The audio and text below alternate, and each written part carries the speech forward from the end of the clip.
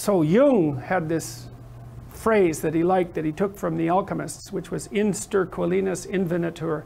And what it meant was, what you most want to find will be found where you least want to look. There's this old story that's from King Arthur, and King Arthur has these knights, right?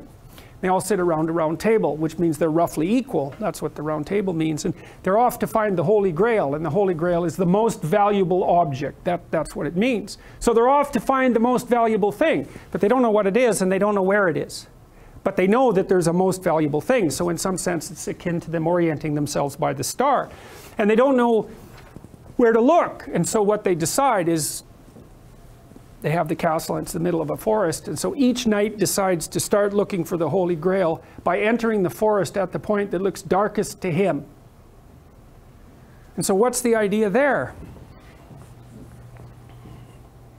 Well, imagine there are things that come easy to you, and that you're fond of pursuing, and that you're happy about pursuing. So you've found those and pursued them, and you've mastered them. So you know all that, but then there's another place that you don't want to go. And so you haven't gone there, and you haven't mastered it, and you're very small in comparison to it because you haven't mastered it. And so it has this monstrous aspect. But it has, if what you're working, if what you're doing isn't working, it's where you haven't gone that you need to go. And so I can give you another example of this. So let's say you're an agreeable person. And so you don't like conflict, and you won't stand up for yourself, and you regard anger and the proclivity to provoke and to engage in conflict as something that's positively terrible.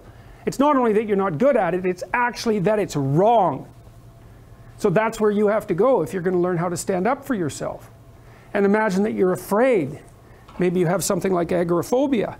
And so there's a whole bunch of things that you're afraid of, and you don't want to go there. But if you want to put yourself together, then that's exactly where you have to go. And so it's frequently the case that what you want to find is to be found where you least want to find it. And that idea is echoed in the prominent stories of dragons and gold. It's exactly the same idea, is that the dragon is this terrible thing. It's this terrible predatory thing that lives forever and is very, very wise. And it lives underground. And it'll kill you. It'll burn you up in a second. But it hoards gold. And so you have to go there into the dragon's lair if you're going to get the gold. And that's a representation of people's paradoxical relationship with reality. It's like you have to go out there and confront it in order to incorporate what it has to offer to you.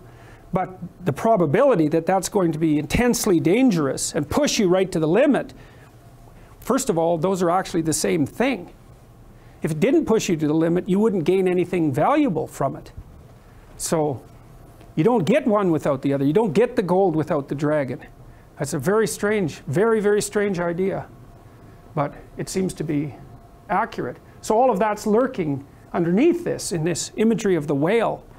The thing that's at the bottom of... Now, the whale, you can think of the story of Jonah.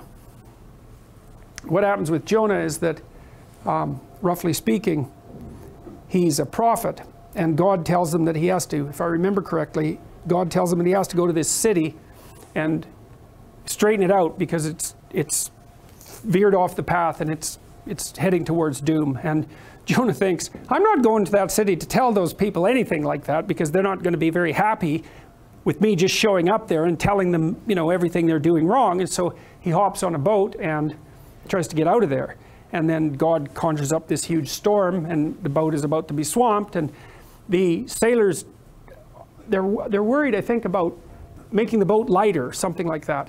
They all draw lots to see who gets tossed overboard.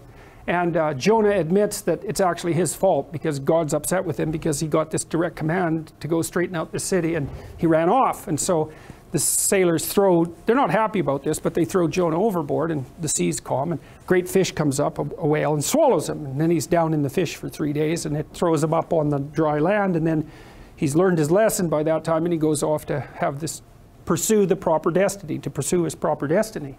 So that's echoed in this story as well, that if you don't follow the pathway that you're supposed to follow, that the seas will become stormy for you, and something will come up and pull you down, and you'll be in a terrible place for some length of time till you learn your lesson. And if you're lucky, you'll get spit back up on shore, and then you can go do what you should do. Well, I mean, that's not a lesson that anybody needs to have interpreted. I think everybody understands that.